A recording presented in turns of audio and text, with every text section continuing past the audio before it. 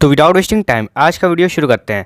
तो आज हम इस वीडियो में अडानी विल्मर के ऊपर बात करने वाले हैं। देखिए, पिछले कुछ दिनों की गिरावट के बाद ये स्टॉक टॉप से लेकर अभी गिरावट तक 40% से भी ज्यादा गिर चुका है। यानी कि प्राइस करेक्शन के हिसाब से यहाँ पे मार्जिन ऑफ सेफ्टी अवेलेबल है। तो हम इस वीडियो में जानने का प्रयास करेंगे कि हमें इस मार्जिन ऑफ सेफ्टी का फायदा भी उठाना चाहिए कि नहीं। तो इसके लिए सबसे पहले हमें कंपनी का बिजनेस पता होना चाहिए। तो सबसे पहले कंपनी का बिजनेस जानने का प्रयास करते हैं। तो देखिए, ये company basically fast moving consumer goods के सेगमेंट से बिलोंग करती है, जिसमें company basically edible oils, wheat flour, sugar and rice के अंदर कामकाज करती है। यानी कि इस कंपनी का बिजनेस ही इस कंपनी की फर्स्ट स्ट्रेंथ है, क्योंकि एफएमसीजी सेक्टर की डिमांड कभी खत्म नहीं होती है। अब अगर हम इस बिजनेस के पॉजिटिव्स देखने जाएं, तो देखिए, इस कंपनी का सबसे पहला पॉजिटिव है कि ये कंपनी एडिबल ऑयल के सेगमेंट में इंडिया में मार्केट लीडर कंपनी है। आपने इस कंपनी के फॉर्च्यून ब्रांड का नाम सुना ही होगा, एंड इस कंपनी का फॉर्च्यून ब्रांड का तेल हमारे घर में भी आता है। साथ ही साथ एडिबल ऑयल का बिजनेस इस कंपनी का मेन बिजनेस है, क्योंकि इसी बिजनेस से इस कंपनी को 65% के आसपास का रेवेन्यू आता है। इस कंपनी का नेक्स्ट पॉजिटिव है कि देखिए, भले ही ये कंपनी अडानी ग्रुप से बिलोंग करती है, जो काफी रिस्की कंपनी है, लेकिन इस कंपनी में अडानी ग्रुप की और कंपनीज के मुकाबले कम रिस्क है। अब ऐसा क्यों?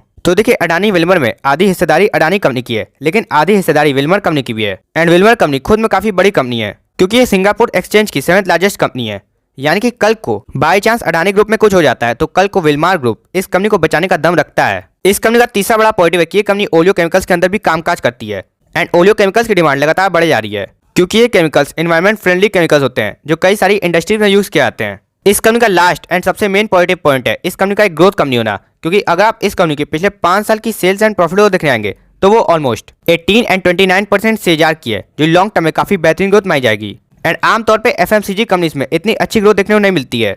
यानी कि कंपनी में कुछ तो खास जरूर है। लेकिन देखिए, हर बिजनेस में केवल पॉजिटिव्स नहीं होते। अगर हम इस बिजनेस के निगेटिव्स देखने जाएं, तो इस कंपनी का सबसे पहला निगेटिव है इस कंपनी की वैल्यूएशन। हालांकि इस कंपनी की वैल्यूएशन अभी भी अडानी ग्रुप की और कंपनीज के मुकाबले काफी कम है, लेकिन अभी भी इस कंपनी को काफी हाई पी में रखा है। क्योंकि अगर आप इस कंपनी का पी रेशियो देखने आएंगे, तो देखिए 40% की गिरावट के बाद भी इस कंपनी का पी रेशियो 103 के आसपास है। वहीं इस इंडस्ट्री का पी ऑलमोस्ट 38 के आसपास है। यानी कि इंडस्ट्री के मुकाबले ये स्टॉक एक ओवर वैल्यूड स्टॉक है। अब देखिए, इस कंपनी में इंडस्ट्री के मुकाबले अच्छी ग्रोथ आ रही है, तो इस कंपनी को इंडस्ट्री से अच्छा पी मिलना चाहिए, लेकिन तब भी इतना भी अच्छा पी नहीं मिल जाना चाहिए कि इन्वेस्टर्स कंगाल हो जाएं। वहीं अगर आप इस कंपनी का पीजी रेशियो देखेंगे, जो किसी कंपनी के पी को उसकी ग्रोथ के साथ कंपेयर करता है, तो वो भी ऑलमोस्ट 3.5 के आसपास है।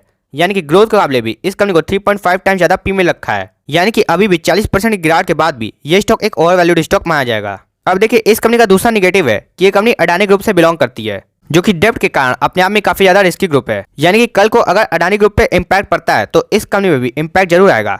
हालांकि दूसरी कंपनीज के मुकाबले कम आएगा, लेकिन आएगा जरूर। एंड इसी कारण से हम इस कंपनी में इन्वेस्ट नहीं कर पाते हैं।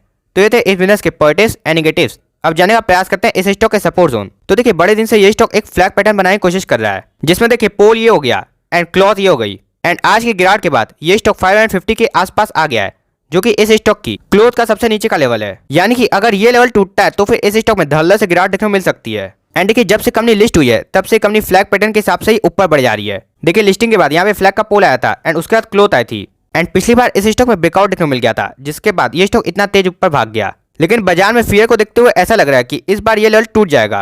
तो एज ए इन्वेस्टर हमें क्या करना चाहिए? तो देखिए, अगर हमें इस कंपनी में इन्वेस्टमेंट करनी भी है, तो सबसे पहले हमारी एलोकेशन काफी कम होनी चाहिए, क्योंकि कंपनी अडानी ग्रुप से बिलोंग करती है। फिर सेकंड बात, अभी ये स्टॉक 550 के आसपास ही मिल रहा है, जो कि इस स्टॉक का सपोर्ट जोन है। लेकिन तब भी हमें इस कंपनी में इस समय इन्वेस्ट नहीं करना है। हमें देखना है कि यहाँ पे स्टॉक सपोर्ट ले रहा है। अगर कुछ दिन यहाँ पे स्टॉक सपोर्ट लेता हुआ दिख रहा है, तो हम इस कंपनी को देख सकते हैं। वरना अगर यहाँ पे स्टॉक सपोर्ट नहीं लेता है, तो फिर ये स्टॉक सीधा यहाँ तक आ सकता है। एंड यहाँ पे अगर हम इन्वेस्ट कर रहे हैं, तो हमें लमसम नहीं करना है, क्योंकि अभी भी हमने देख लिया कि वैल्यूएशन के हिसाब से ये स्टॉक अभी भी एक ओवर वैल्यूड स्टॉक माना जाएगा। तो उम्मीद करते हैं हम आपको अडानी विल्मर पे ये वीडियो पसंद आएगा। तब तक के लिए आप हंसते रहिए, मुस्कुराते रहिए एंड इन्वेस्ट करना कभी मत छोड़िएगा। तो मिलते हैं नेक्स्ट वीडियो में। तब तक के लिए this is Vedant signing of.